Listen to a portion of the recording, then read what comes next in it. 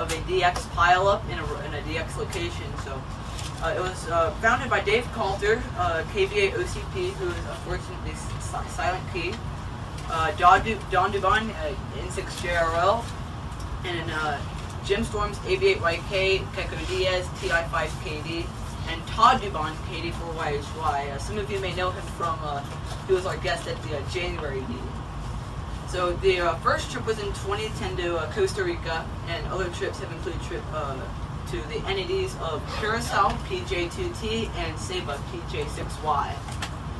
So our operating location was near the province of San Ramon, which is northwest of the capital city of San Jose. We were hosted by Byron Sweeney, TI5/WA8NJR, and his XYL Rosie.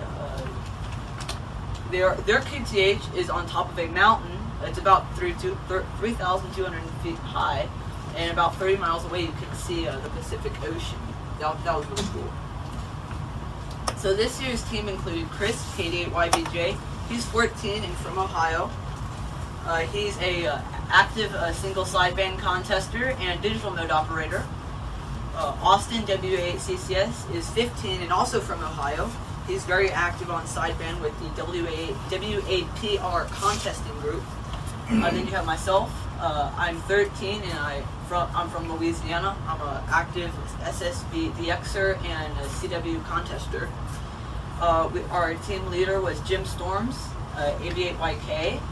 As you can see from the picture below, they were pretty comfortable letting us operate the radios without adult supervision. He's a sideband contester and he's also a K2 BSA operator. And we also had Ron, who's our co-leader. He's a CW operator and also a K2 BSA op. So we had two stations. This is our single sideband and digital station. It consists of an ICOM 7300 and an Ameritron ALS 500MR 500 watt mobile amplifier, which really helped our signal get through on voice, especially during the bad propagation. For our headsets, we used Heil headsets, usually with the ICOM element. We also used FL Digi software for digital modes, and for our sound card, we used the built-in sound card digital mode device on the 7300. For our logging, we used N3FJP's amateur contact log, which was very good for most of the part in logging the many contacts made. And in order to power both the amplifier and the 7300, we used an Ameritron 75 amp power supply. This is our single sidebanded CW station. We ran 100 watts on this station. It was barefoot. We used Heil headsets for voice. We had an MFJ 490 memory keyer and paddle combo, and we used the macros on the key to preset our CQ calls and our QRZ calls. We used a Jetstream power supply to power both the radio and power supply. We also used N3FJP. So we had some pretty nice antennas available at this location. We had a long periodic Yagi. I'm not sure how many elements it is, but it covered 20 through 10 meters continuously. We also had a butternut HF6V, 75 meters through 10 meters. Unfortunately, there were no work bands on that antenna except for 30 meters. We also had a Hustler 6BTV vertical, which I'll talk about. So we were donated a Hustler 6BTV vertical from DX Engineering. We were going to put up this antenna and leave it at our guest house for future operations. So we chose the front yard of our guest home, and you can see Jocelyn KD8VRX, and he's hammering in about a 6-foot pipe in order to hold up this, I'd say about 23-foot hunk of metal. The front yard was a key location because it allowed lots of radial space, so we were able to equally transmit in all directions. There were no directions being favored, and we used the steel pipe to support the vertical. So first, we started by cutting the radials. We needed to cut 40 and 20-foot radials, and this is, you can see a picture of the team trying to cut as many radials as we can in the sweltering heat of Costa Rica. We connected our radials to the DX Engineering radial plate. We usually had 2 radials per bolt, so we would connect one radial using a ring connector, and then we would connect the other radial using the bare wire.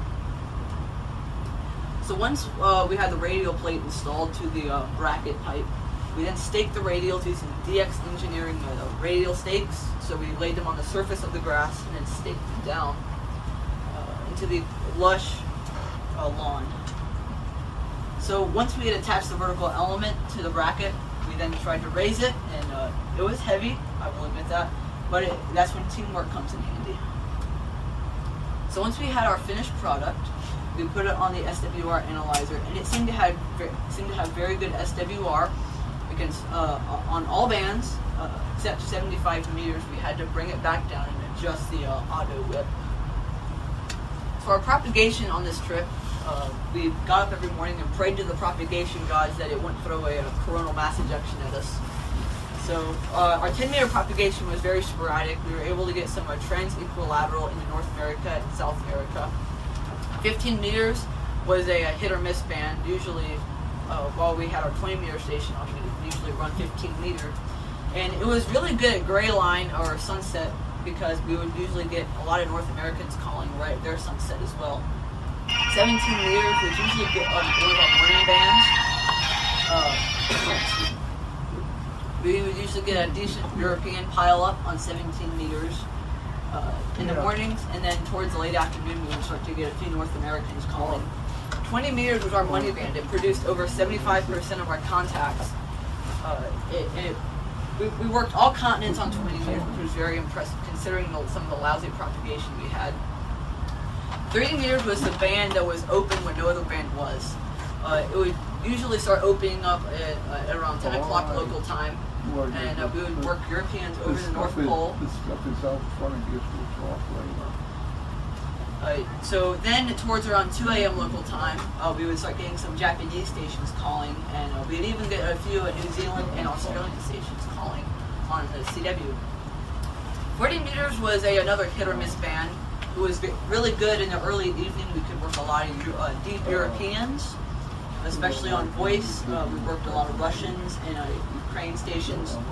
So then as the night went on, we could get a few North American stations on both CW and sideband. So for tourism, we soaked into Costa Rican culture by dining at a Cuban restaurant on a Sunday night, which was August 6th. And there was some really good food at that restaurant. I had a Cuban pizza and a medium pizza this long. Notice I said length because it's about this skinny. So we had a few challenges on this trip. Most of you know what interstation interference is. We had a lot of interference, so usually if I was on 30 meters and the other station was on 20 meters, I would wipe out that entire 20-meter band just by transmitting a CQ on 30 meters. So usually if the 20-meter station was on, I would have to go to 15-meter to minimize all the interference being created. Unfortunately, we were not very active on the radio Saturday because, like I heard, on August 5th, y'all had some bad flooding. We had some pretty bad weather too. Because we were on a mountain, it created a lot of static electricity, and it almost overloaded the 7300's receiver, which we did not want to mess up. There was lots of static electricity on the coax cables of our antennas, so every time we wanted to disconnect an antenna, you normally grab it by the outer barrel. Well, every time you grabbed the outer barrel, it would shock you. And I was the first person to find that out. So. Our logging software usually got overloaded by the high number of QSOs being entered into the system, and sometimes it would fault, and it wouldn't let us enter any more QSOs until we rebooted the program, shut down our computer, and then we got our network back up, and that was done all through the Wi-Fi router. So we made some pretty cool contacts on this trip. We were able to work Alpha 41 November, and that's Oman. We were able to get him on 20-meter sideband on Monday, which was August 7th. We also worked Yankee Juliet 8 Charlie Whiskey. That's Vanuatu. It's a rare entity off of Australia. There's not a lot of active hams on it, so I'm guessing it was a ham operating holiday style. We also worked Kilo Hotel 2 Tango Juliet. That was a surprise call because we were just messing around one night on 3-meter CW, and Guam called us. So that was quite a surprise. Many of you know K3LR, that's Tim Duffy. He's the CEO of DX Engineering. And he was operating on vacation from Ontario, and he was giving us some good advice on good DX operating. So we also worked a 5 Bravo 4 Victor Lima. Again, we were just messing around with 40-meter sideband, and we were not expecting to get any sort of Middle Eastern callers. And then 5B4 VL pops up and gives us a call. We were all just blown away because we were operating a little vertical. So I worked with lots of people from the JARC, N5GKJ, Mr. President Jerry. And I tried to list all the calls that were I could think of in my log off the top of my head. So if you work me and your call's not up here, please let me know. Your call, W5TUF? Alright, I'll have to check. So our stats this week, we made over 3,100 QSOs. That was our biggest QSO number one day was 1,025 contacts. We got that on our last day of operating, mainly on all 20-meter sideband. We worked over 70 DXCC entities.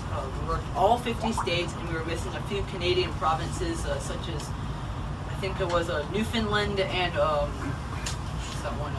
Nunavut. We worked all continents, so I'm hoping we can get some type of awards out of this trip. Lots of ham census recordings. Oh, what happened? There's one recording right there, huh? Alright, so this is a recording I made on 20-meter sideband off the 7300 cell.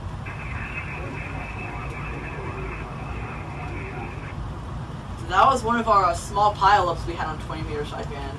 Now this is my buddy in Chile, a CE2 MDF. He sent us a recording of how we sounded on 40 meters. So this is not me transmitting right now. That's us. So I thought we sounded pretty good into South America. Thank you to the JARC for all your support and mentoring of me. Thank you for all the support during the trip. I appreciated all the QSOs. It's always fun to talk to the people back at home. I would encourage all youth to apply for the next, for the 2018 trip. It's a highly phenomenal operating experience, and I learned so much. So thank you for listening. It's 73 and good DX.